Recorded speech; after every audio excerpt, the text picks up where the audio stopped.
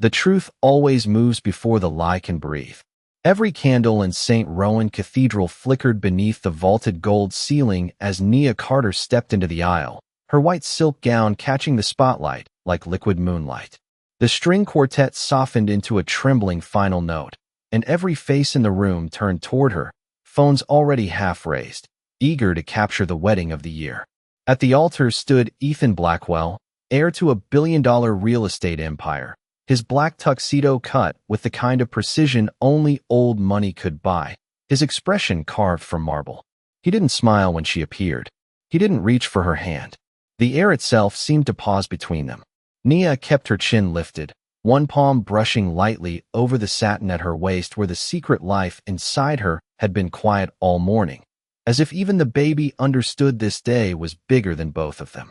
The aisle felt longer than it had during rehearsal, every step echoing through the cathedral in measured taps, every whisper from the pews brushing against her skin. She could feel the weight of the Blackwell family in the front row, their diamonds catching light, their approval always conditional, their silence colder than the marble beneath her heels. Yet Nia walked with the calm dignity she had promised herself she would keep no matter what happened here tonight. Because this wasn't just a wedding. This was the moment the world would decide whether she belonged beside America's most desired billionaire or remained exactly what his family had once called her behind closed doors, a mistaken couture. When she finally reached the altar, Ethan leaned closer, his cologne sharp and expensive, his voice so low only she could hear it. "I can't do this." The words didn't hit like thunder. They landed like ice water down her spine. Her breath stalled, but she refused to let her face crack. Around them, the spotlight remained fixed, the cameras waiting, the guests leaning forward with the cruel hunger only wealth and gossip could create. Nia searched his eyes for hesitation, for fear, for anything that made sense, but all she found was a strange urgency buried beneath the coldness. Then Ethan stepped back, straightened his jacket, and turned toward the officiant. "This wedding is over." The sentence shattered the cathedral. Gasps burst from the crowd. A woman near the third row dropped her phone. The quartet stopped mid-note. Flashes erupted like summer lightning as every guest who mattered to Manhattan society rushed to capture the humiliation in real time. Nia stood frozen in the center of the storm, the white light from above now feeling less like celebration and more like exposure. She could hear the first wave of whispers already forming her obituary in the social pages. Black bride abandoned at altar. Billionaire calls off wedding. Public disgrace at St. Rowan. Her throat tightened, but before shame could pull her under, something moved. A sharp, undeniable kick pressed from inside her belly, visible beneath the fitted silk. Her hand flew down instinctively. The baby moved again, stronger this time, right under the ruthless circle of light. A collective breath sucked through the cathedral as dozens of cameras zoomed in. The room no longer saw a bride. They saw proof. Life. Legacy. A secret suddenly impossible to hide. Ethan's jaw tightened, and for the first time, panic flashed across his face. Not regret. Panic. Nia's pulse thundered in her ears as she looked up at him, confusion colliding with humiliation. Why now? Why here? Before the question could form, a chair scraped sharply against polished stone. From the front row, Damian Cole rose. Tall, composed, dressed in midnight blue, Ethan's fiercest business rival moved with the kind of calm confidence that silenced rooms before words ever did. Every head turned as he crossed the aisle, ignoring the Blackwell family's stunned faces, ignoring the cameras now pivoting toward a new spectacle. He stopped beside Nia, his gaze dropping briefly to her trembling hand over her stomach, then lifting to meet Ethan's with something dangerously unreadable.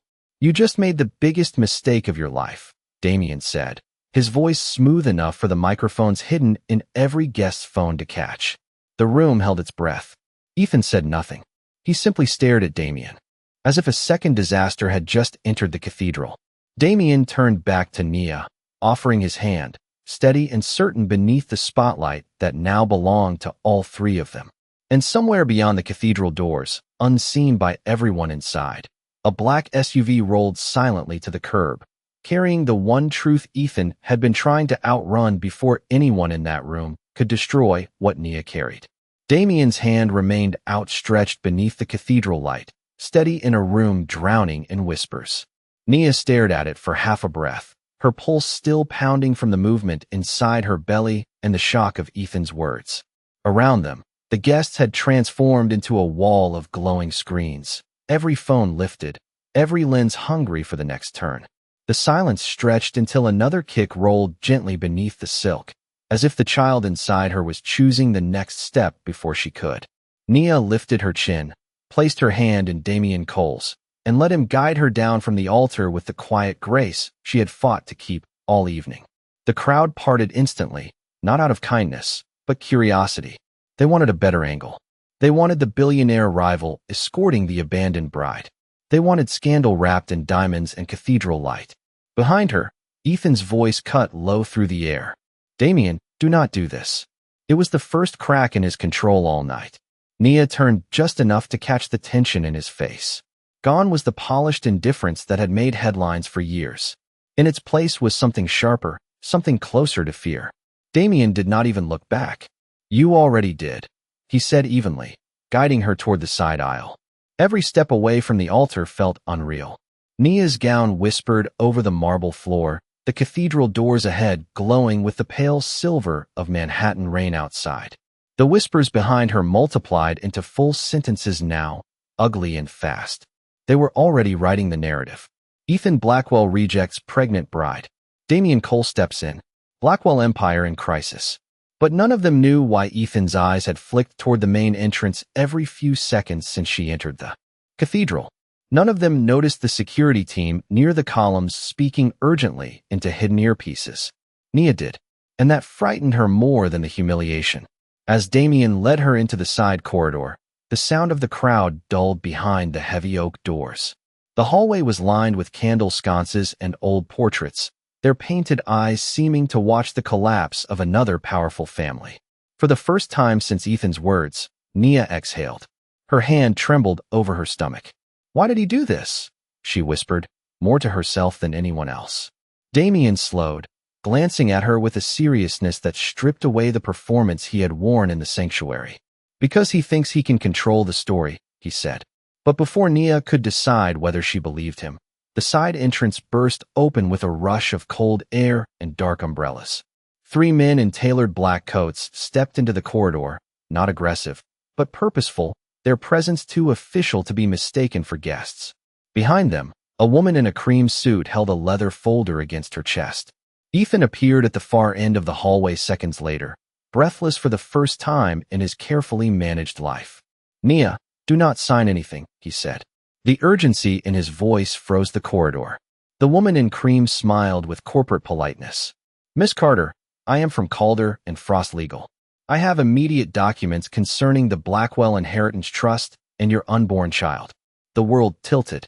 Nia looked from the folder to Ethan, then to Damien, whose expression hardened in an instant. This was no wedding disaster. This was something much bigger. Ethan stepped closer, rain darkening the shoulders of his tuxedo where he must have rushed in from another entrance. This is what I was trying to stop, he said, his voice low and stripped bare. If they served those papers in front of the entire cathedral, the trust clause would have become public before I could protect you. Nia's breath caught. Protect me from what? Ethan's eyes shifted briefly to the folder, then back to her. From my mother and the board. If they prove your baby is my heir before midnight, they can force a guardianship review and bury your rights in court before the child is even born. The baby moved again, softer this time, and Nia instinctively stepped back. Suddenly the canceled wedding, the spotlight humiliation, the panic in Ethan's face all rearranged themselves into something darker and colder than heartbreak. This had never been about love falling apart under cathedral lights. It had been a race against a legal trap wrapped in silk and champagne. Damien stepped forward, placing himself between Nia and the legal team. Then they are too late, he said calmly. Because she is leaving with me. The woman in cream smile faltered. Ethan's jaw tightened, not with anger, but with the realization that the one man he could never outmaneuver had just become the shield standing between Nia and the empire that wanted her child as its next headline. The corridor seemed to shrink around them as the woman in cream tightened her grip on the leather folder, the embossed Blackwell crest catching the candlelight like a warning. Nia stood very still, one hand over the curve of her stomach, the other resting lightly against Damien's sleeve, as if the fabric itself could anchor her to something solid. Beyond the oak doors, the muffled roar of the cathedral crowd had grown louder, a storm of whispers now spilling into the marble hallway. News alerts were already detonating across Manhattan. The abandoned bride, the unborn heir, the rival who stepped in. Every second the story was writing itself without her permission. Ethan took another step closer, careful now, his voice stripped of every boardroom edge she had once known. Nia, listen to me. If those papers are filed tonight, my mother gains temporary leverage over the family trust tied to our child. She does not need custody. She only needs the appearance of instability. The woman in cream lifted her chin. Mr. Blackwell, the board's concern is legacy protection, nothing more. Damien let out a soft laugh that held no warmth. Legacy protection from the mother carrying the child? His gaze sharpened on the folder. That is not protection. That is image management. Nia felt the baby move again, not sharp this time, just a slow press beneath the silk as if reminding her that every choice now stretched far beyond tonight's humiliation. Her pulse steadied into something colder. She looked directly at Ethan. You humiliated me in front of everyone to stop a legal ambush. He did not look away. I chose the only path that kept them from serving you under the cathedral cameras. Once it became public in that room, the trust committee could argue your pregnancy was leveraged for reputation and market influence. They would bury you in hearings before sunrise. The words landed heavier than the wedding gown now draped around her shoulders. Suddenly, every flicker of his eyes toward the entrance, every clipped breath, every unnatural tension at the altar made sense. This had not been cruelty. It had been a desperate move inside a game she had never agreed to play. But the wound of public humiliation still burned too fresh to soften into trust. Nia's voice came low, controlled. You could have told me. Ethan's jaw tightened. There was no time. The filing team was already outside when you walked in. As if on cue, the black SUV visible through the side windows pulled closer beneath the rain. Another legal courier stepping onto the curb with a briefcase in hand. The board had come prepared for spectacle. Damien shifted in front of her, his calm presence cutting through the rising pressure in the corridor. Then the answer is simple, he said. She leaves the Blackwell trust out of reach before midnight. The woman in cream's expression sharpened. Miss Carter, if you walk away now, the board may interpret it as refusal to cooperate. Nia turned toward her fully, and for the first time that night, the steel beneath her silence surfaced. Then let them interpret this clearly, she said. My child is not a stock option. The hallway fell silent. Even Ethan looked at her differently, something like respect breaking through the urgency. Damien offered his arm again, not as a performance this time, but as an exit. My car is waiting on Madison, he said quietly. My legal team can freeze any emergency filing before dawn. Ethan's eyes narrowed, not in hostility, but in reluctant recognition that Damien was right. Blackwell money could start the fire, but Cole Holdings had the one litigation division in New York feared by every family dynasty. Nia glanced between them. Two powerful men suddenly aligned by the same truth. Her safety mattered more than the empire built around her unborn son. The decision came not from fear, but clarity. She slipped her hand through Damien's arm and turned toward the rain-lit exit. Behind her, Ethan spoke one sentence that stopped her at the threshold. I never ended tonight because I stopped loving you. Nia closed her eyes for a brief second, the words cutting through the cold air like the final note of a song left unfinished. But love was no longer the question. Survival was. She stepped into the rain beside Damien, the city lights blurring gold across the wet pavement as camera flashes erupted from across the street where reporters had already gathered. The world believed they had just witnessed the fall of a billionaire wedding. None of them knew the real war had only just begun, because somewhere above Midtown, in the Blackwell boardroom glowing against the skyline, Victoria Blackwell was already signing the next move that would force Nia back under the spotlight before morning. Rain slid down the tinted windows of Damien Cole's town car as it cut through Midtown traffic, the city outside glowing in fractured ribbons of gold and white. Nia sat in the back seat wrapped in a cashmere coat one of Damien's assistants had draped over her shoulders, the silk of her wedding gown still peeking through like a ghost of the night she had just survived. Her hand rested over her stomach, feeling the slow rhythm of her son shifting beneath the fabric, calmer now, as if even he sensed they had moved beyond the cathedral and into a different kind of battlefield. Across from her, Damien scrolled through a flood of legal updates on his tablet, the blue light sharpening the angles of his face. Every few seconds another alert lit the screen. Blackwell wedding collapse, trends worldwide. Cole exits with abandoned bride. Questions rise over unborn heir. The city had turned her pain into entertainment in less than 20 minutes. Nia stared out at the wet blur of Fifth Avenue, watching strangers beneath umbrellas hurry past luxury storefronts that still glowed past 10 at night. "How bad is it?" she asked quietly. Damien looked up, and for the first time since the cathedral, his expression softened. "Bad enough that every media desk in New York is running the same footage on loop. But that is not what matters tonight." He turned the tablet toward her.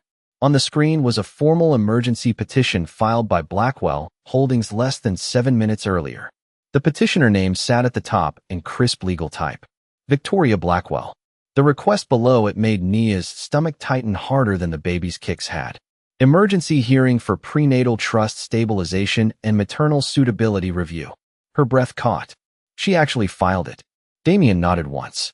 "The moment you stepped into the rain," she made her move.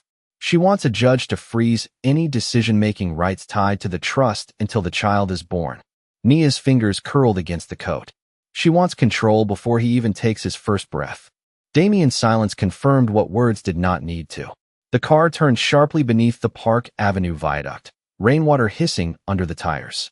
For a moment, all Nia could hear was the city and the sound of her own breathing. Then her phone buzzed. The screen lit up with Ethan's name.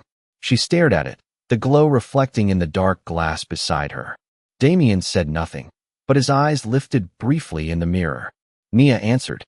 Ethan's voice came through rougher than she had ever heard it, stripped clean of the polish that once made investors trust him with billions. "My mother filed faster than I expected.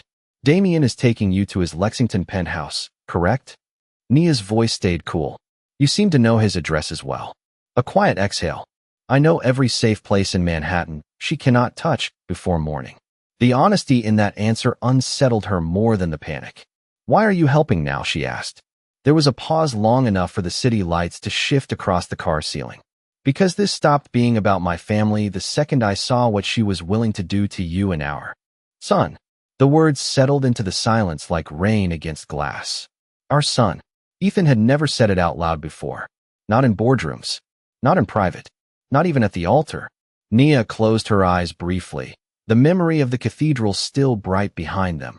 The spotlight, the whispers, the cut of humiliation under hundreds of watching eyes. "You should have trusted me with the truth," she said. Ethan's voice lowered. "I trusted the clock more than I trusted the room. That was my mistake." Before she could answer, Damien's tablet chimed sharply. He read the message, then looked up with the kind of focus that made billion-dollar negotiations collapse in his favor. "We have a bigger problem," he said.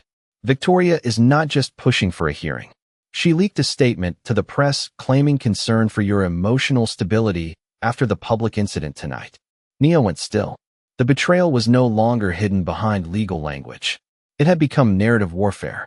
The abandoned bride was now being recast as the unstable mother. Ethan's voice sharpened through the phone. "Do not let her speak to any reporters. She is building a public case before the courtroom opens."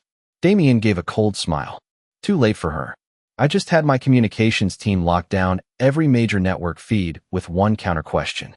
Nia looked at him. "What question?" He turned the tablet toward her again. Every news channel had changed.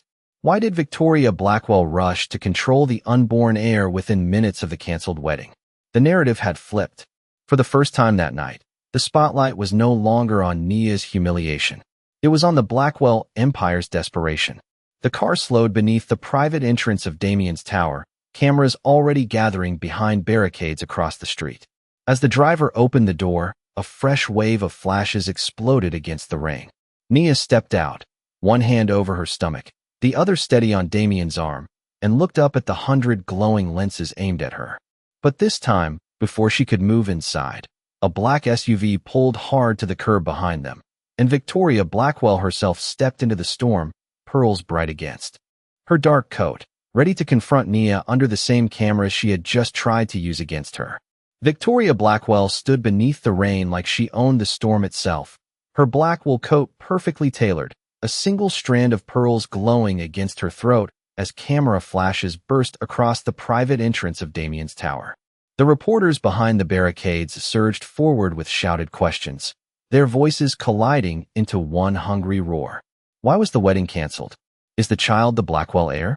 Did the rival billionaire take her away? Nia felt every lens turn toward her, but this time she did not flinch.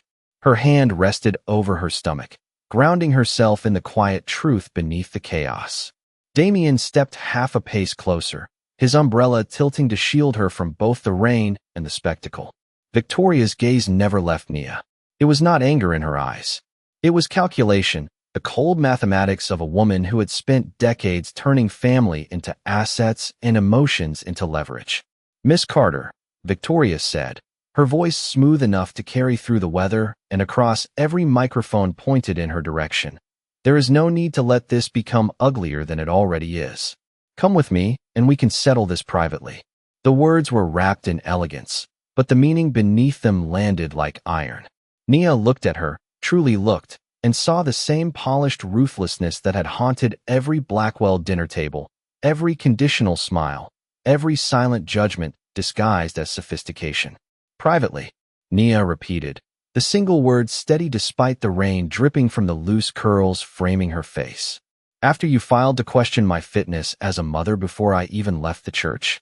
A ripple moved through the press line. Pens lifted. Cameras zoomed tighter. Victoria's expression barely shifted, but the pause was enough. Damien's communications trap had worked. The spotlight was no longer on the abandoned bride. It was now fixed on the empire trying to seize control of an unborn child.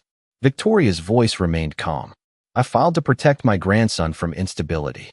Nia's breath slowed into something colder than fear. "The only instability tonight came from your family."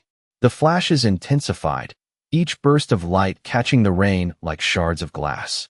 Behind them, another black SUV slid to the curb.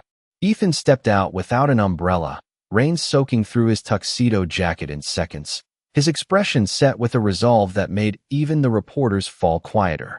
Victoria turned sharply toward her son. "Ethan, tell her this can still be handled with dignity." He stopped beside the barricade, rain tracing down his face, and for the first time in his life, the answer he gave his mother was meant for the world to hear. Dignity would have been leaving her out of the trust war entirely. The reporters erupted. Questions flew harder now, no longer about the failed wedding, but about the Blackwell family fracture happening in real time on Lexington Avenue. Victoria's composure cracked by a fraction. "You are risking your entire board seat for her." Ethan looked directly at Nia when he answered. "No, I am risking it for my son and the woman carrying him." The words struck deeper than the rain. Nia felt the baby shift beneath her hand, a slow, deliberate movement that seemed to echo the turning tide around them. For the first time tonight, the cameras captured not scandal, but allegiance. Victoria's eyes narrowed, the steel beneath her elegance finally visible. "Then understand this, Ethan. If you stand against the board, they will remove you before the markets open." Damien gave a quiet, almost amused breath. Then perhaps they should ask themselves why they are more afraid of a mother than a market crash. Several reporters turned instantly toward him, scribbling the quote that would dominate headlines by morning. Victoria realized it too late. Every sentence spoken here was becoming narrative ammunition, and for once, it was not hers to control. She straightened, the old power settling back into her posture. "This is not over." Nia stepped forward before Damien or Ethan could respond, the rain catching on her lashes, but never touching the steadiness in her voice. "No, Victoria. It is only no longer yours." The silence that followed was louder than the city itself. Reporters froze for half a beat. Then the questions exploded again, all of them aimed now at the Blackwell matriarch retreating into the storm she had created. Victoria turned without another word and disappeared back into the waiting SUV, the door shutting with the finality of a battle line drawn. Ethan remained in the rain, his eyes lifting to Nia with something rawer than apology and stronger than regret. Damien's hand stayed firm at her elbow, but even he could feel the shift. The war had moved from whispers and filings into public truth. As the tower doors opened and warm light spilled across the wet pavement, Ethan took one step closer and said the one thing that changed the shape of the night yet again. The board is meeting at 6 in the morning, and there is one document they still do not know you have. The tower doors sealed behind them, muting the chaos of Lexington Avenue into a distant pulse of sirens and camera chatter. Warm amber light spilled across the marble lobby, reflecting off bronze panels and floor-to-ceiling glass that framed the rain-soaked city below. Nia stood still for a moment, her damp curls brushing the collar of Damien's coat, still draped over her shoulders, her hand instinctively resting over the slow rise of her stomach. The baby moved once, steady and calm, as if the storm outside had finally shifted away from him. Ethan remained just inside the entrance now, rainwater darkening the polished stone beneath his shoes, his tuxedo no longer the armor it had been at the altar. Damien turned toward him, his expression composed but edged with the same sharp control that had turned boardroom wars in his favor for years. "You said there is a document," Damien said. "Speak plainly." Ethan reached inside his jacket and removed a sealed ivory envelope, the Blackwell crest stamped in gold wax across the fold. Even from several feet away, Nia recognized the paper stock. It was family trust stationery, reserved for only the most protected legal instruments. Ethan looked directly at her, and when he spoke, every word landed with the weight of something long hidden. 3 months ago, when my mother first learned about the pregnancy, she forced the board to draft a succession amendment. It names our son as first heir the moment he is born. Nia's breath caught, but Ethan did not stop. What she did not know is that my grandfather added a private rider years ago. If the board attempts to challenge the mother's legal standing before birth, all voting control of the trust transfers temporarily to the mother until the child turns 18. The silence that followed was so complete Nia could hear the rain against the glass 70 floors below. Damien's brows lifted, impressed despite himself. "Your grandfather built a maternal shield clause." Ethan nodded once. "He watched my grandmother get erased by the same kind of men and lawyers who now sit on that board. He made sure it could never happen again." Nia stared at the envelope in his hand, the night rearranging itself yet again. Victoria had launched her legal strike believing the trust was a weapon she controlled, never realizing the foundation beneath it had been built by a man who understood what power looked like when women were denied it. "And you knew this?" Nia asked, her voice low, almost disbelieving. Ethan's jaw tightened. "I found the rider less than an hour before the ceremony. My mother's legal team was already moving to file. If they served you in public, they could force the board to argue emotional coercion before the rider was entered into record. I ended the wedding to buy time." The truth landed deeper now, no longer sounding like an excuse, but like the missing architecture of every decision he had made since the cathedral. Damien extended his hand, and Ethan passed him the envelope. Damien broke the seal carefully, scanning the document with the practiced precision of a man who had dismantled dynasties through footnotes and clauses. After several seconds, he let out a slow breath. "He is telling the truth." Nia felt something inside her chest loosen and tighten at once. The humiliation, the whispers, the spotlight, the public collapse of everything she thought tonight was supposed to be, all of it had been a desperate move inside a legal war older than any of them. Yet the hurt remained, sharp and undeniable. "You still chose to let me stand there alone," she said quietly. Ethan looked at her as if no board vote in his life had ever frightened him as much as this moment. "I chose the only move that protected your rights before dawn. But I was wrong to make that choice without you." The honesty in his voice carried no polish now, no billionaire smoothness, only the stripped truth of a man finally speaking without a room to impress. Damien folded the document and handed it carefully to Nia. "By 6 in the morning, this clause can flip the entire Blackwell board." Her fingers trembled slightly as she took it. The paper felt heavier than contracts, heavier than inheritance, heavier than the wedding ring still hidden somewhere beneath the folds of her gown. This was not just protection. It was power handed directly into her hands by a man long gone, and another man who had finally stopped choosing empire over truth. Nia lifted her eyes to the skyline beyond the glass, the Blackwell Tower glowing across the city like a challenge. "Then we take this to the board ourselves," she said. Damien's mouth curved into the faintest smile. Ethan stepped closer, careful, as if afraid the wrong movement might still break what little trust remained between them. "There is one more thing," he said. "My grandfather did not only transfer voting rights. He named the temporary trustee by name."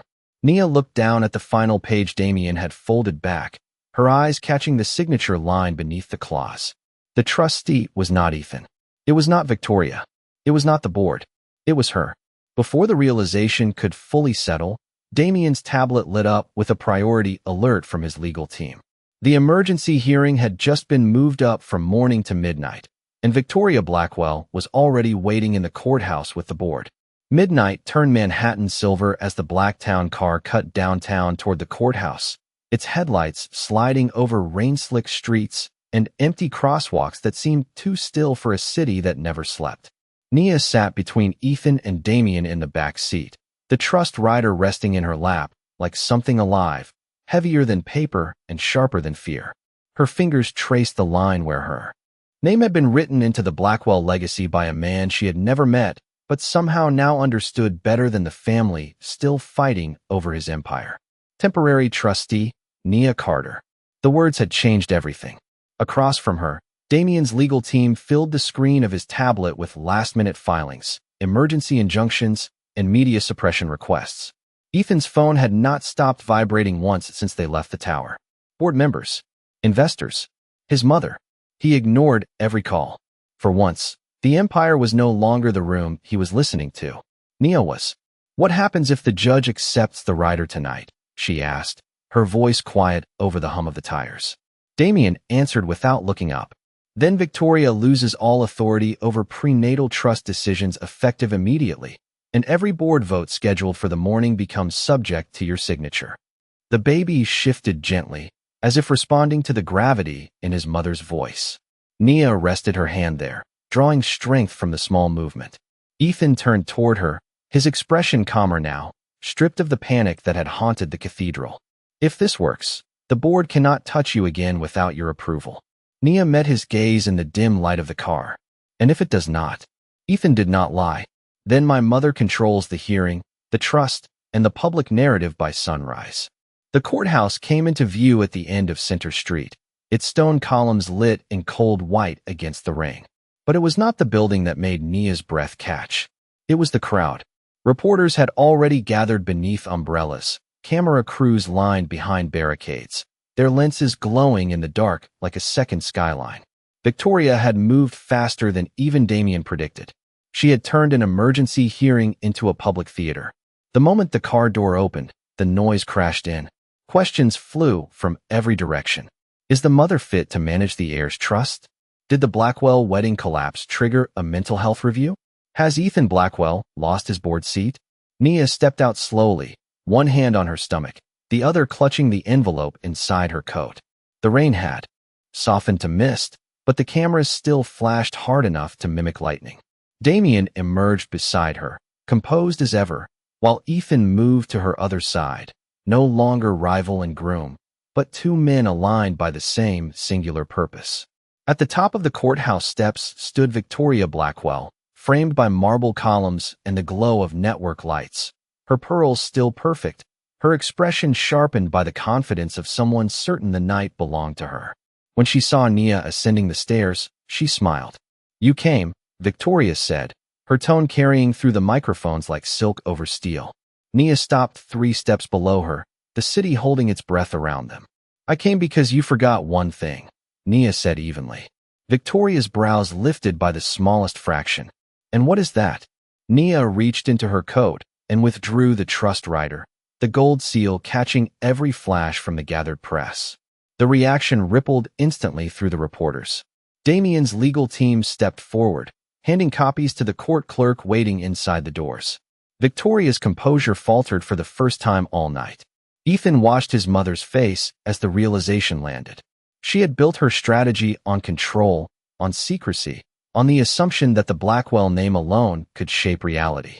But tonight, the truth had arrived in the hands of the one woman she had tried hardest to erase. "The trust belongs to the child," Nia said, her voice low but clear enough for every camera to carry it live across the country. "And until he is born, the law says it belongs to me." The courthouse doors opened behind them, warm light spilling onto the wet stone steps. The clerk called the case number into the midnight air. Victoria's eyes locked on the rider in Nia's hands, then shifted to Ethan with something colder than anger. Betrayal. Ethan did not move. He simply stepped beside Nia, shoulder to shoulder, in full view of the cameras. The symbolism was immediate, devastating, and impossible to spin. Damien leaned closer to Nia as they crossed the threshold.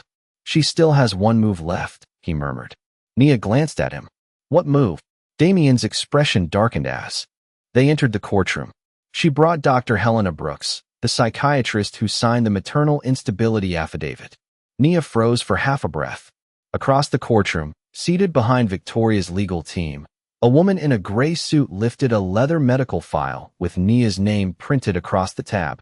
And in that instant, Nia realized Victoria's final attack had never been about inheritance alone. It was about turning her heartbreak at the altar into evidence. The courtroom air felt colder than the rain outside, sharpened by polished oak, marble floors, and the ruthless quiet of people who knew reputations could be dismantled with a single sentence. Nia stood at the petitioner's table with the trust rider in front of her, one hand resting over the curve of her stomach where her son moved in slow, steady reassurance. Across the aisle, Victoria Blackwell sat poised beneath the brass lamp glow, every pearl and every breath arranged with the confidence of a woman who believed the law was simply another boardroom she could dominate. Beside her, Dr. Helena Brooks opened the leather medical file bearing Nia's name, the crisp pages inside already marked with colored tabs. The judge entered, robes sweeping softly, and the entire room rose before settling into a silence so complete the scratch of the clerk's pen sounded like thunder. Victoria's lead counsel stood first, his voice smooth and measured. Your Honor, while the respondent has produced a trust rider naming Miss Carter temporary trustee, the Blackwell Board submits grave concern regarding her present emotional fitness following tonight's highly publicized wedding collapse. The phrase hit the room exactly as intended. Publicized wedding collapse. It transformed humiliation into legal framing. Several reporters in the back row lifted their pens. Dr. Brooks was called, and she approached the witness stand with practiced composure, gray suit immaculate, glasses catching the courtroom light. Doctor, Victoria's counsel began. Based on your review, do you have concerns about Miss Carter's present ability to make stable decisions under stress? Dr. Brooks glanced briefly at the file. Yes, the documented emotional shock of a severe public abandonment event, compounded by late-stage pregnancy stress, raises concern for impulsive decision-making. The words were clinical, bloodless, and carefully devastating. Nia felt the sting of the cathedral all over again. The spotlight, the gasps, the phones lifted like weapons.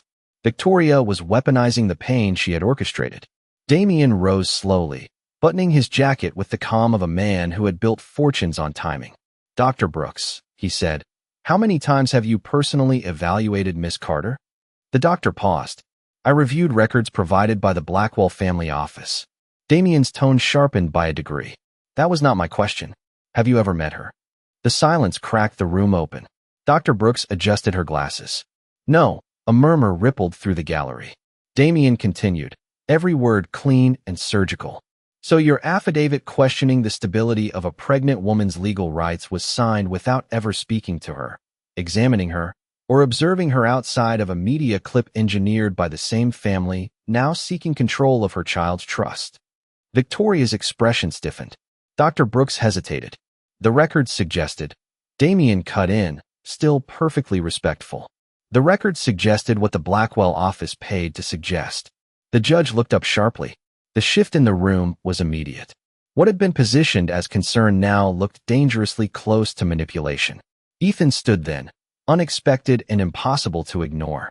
He moved to the witness stand without waiting for Victoria's permission, rain-dried tuxedo still carrying the remnants of the night that had begun at an altar and now stood on the edge of legal history. Your Honor, he said, voice steady. The public incident cited as emotional destabilization was initiated by me, not Miss Carter. Victoria's head turned sharply toward him, disbelief flashing beneath her polished calm. Ethan did not look at her. He looked only at the judge. I ended the ceremony to prevent my mother's legal team from serving Miss Carter in front of the media, which would have forced a reputational argument before the trust rider could be entered into. Record. She was not unstable. She was blindsided by a strategy one chose without her consent. The honesty landed with the force of a confession and the clarity of evidence. The judge's gaze shifted to Nia, then to the rider, then back to Victoria's table where the maternal instability affidavit now looked less like protection and more like retaliation. Nia felt her son move again, a slow press beneath her palm, and in that moment the fear that had followed her from the cathedral finally gave way to something steadier. Truth. Damien handed the court a supplemental filing from his tablet. Your Honor, we submit a timeline proving the instability affidavit was drafted 38 minutes before the wedding ceremony was canceled, demonstrating premeditated intent to use any emotional outcome as leverage regardless of Miss Carter's conduct. The courtroom erupted into whispers before the bailiff called for order. Victoria's mask finally cracked, not in anger, but in the cold realization that the very spectacle she built had become the proof of her own manipulation. The judge leaned forward, eyes on Nia. Miss Carter, do you wish to address the court directly before I rule? The room turned toward her. Every board member in the back. Every reporter. Ethan. Damien. Victoria. Nia rose slowly, one hand on the table, the other over her son, and stepped into the same kind of silence that had once nearly destroyed her under cathedral light. But this time, when she opened her mouth, it was not to defend herself. It was to reveal the one truth Victoria had not prepared for. The private voice memo her late grandfather-in-law had left naming exactly why he wrote the maternal shield clause and who he feared would one day try to break it. Nia rose slowly, the courtroom lights reflecting against the polished wood as every eye followed her. The silence felt almost sacred now, nothing like the cruel silence that had swallowed her beneath the cathedral spotlight hours earlier. This one belonged to truth waiting to be heard. Her fingers closed around her phone as she stepped toward the witness stand, one hand still resting protectively over her son. Your Honor, she said, her voice steady enough to still the restless murmur in the gallery. When Ethan's grandfather amended the Blackwell Trust, he did not only leave a clause. He left a reason. She placed the phone into Damien's hand, and with a single nod, he connected it to the courtroom audio system. A soft crackle filled the room, followed by the unmistakable voice of an older man, warm, deliberate, and impossible to ignore. If you are hearing this, then the women in this family are once again being tested by men who mistake control for protection. The recording settled over the courtroom like a verdict before the judge had even spoken. Victoria's posture stiffened. Ethan's eyes closed briefly, recognition and grief crossing his face at once. His grandfather's voice continued, every syllable carrying the weight of foresight. I watched my wife lose her voice inside this family's boardrooms. I watched lawyers turn motherhood into liability and silence into obedience. So I wrote this clause for the day someone like Victoria would forget that legacy is not built by power alone, but by the woman who carries it forward. A sharp breath moved through the gallery. Several reporters lowered their pens, stunned into simply listening. The old man had named her, not as suspicion, as certainty.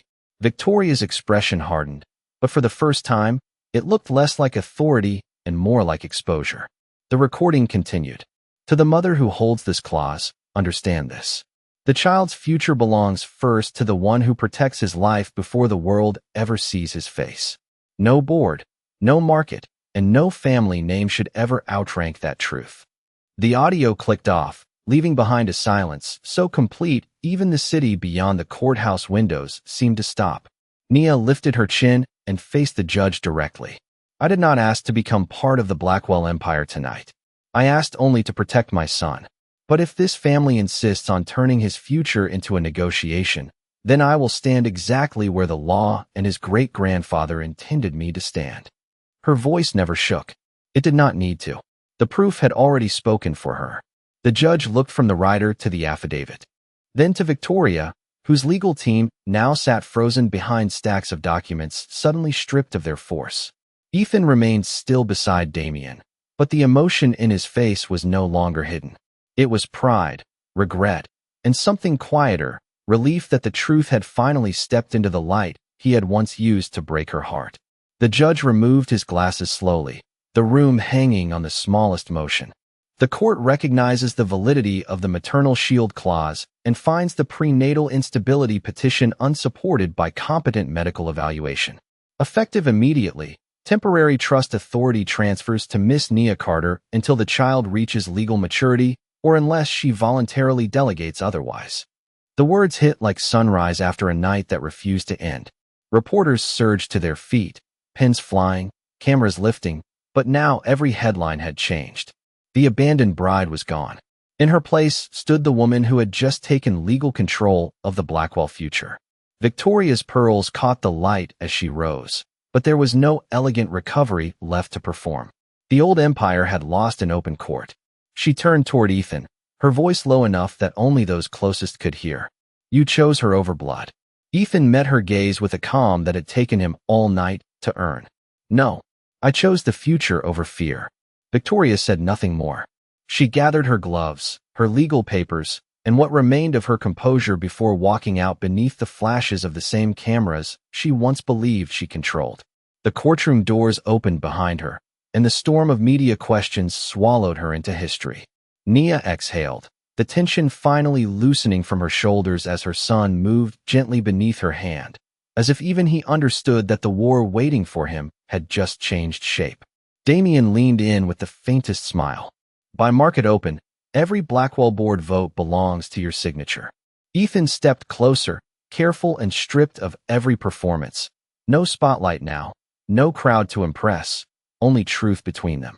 "I cannot undo what I did at the altar," he said quietly, his eyes fixed on hers, "but I will spend the rest of my life proving that I should have stood beside you there."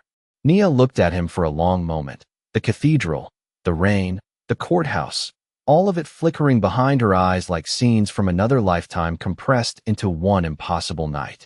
Then she turned toward the courthouse windows where dawn was beginning to paint the skyline in pale gold. The city was waking to a new headline, and for the first time, it was not about her humiliation. It was about her power. As the first sunlight touched the glass, Nia placed both hands over her stomach and stepped toward the future she now legally owned, knowing the next chapter would not begin in a courtroom or a cathedral, but inside the Blackwell boardroom, where every billionaire who once dismissed her would soon be forced to rise when she entered.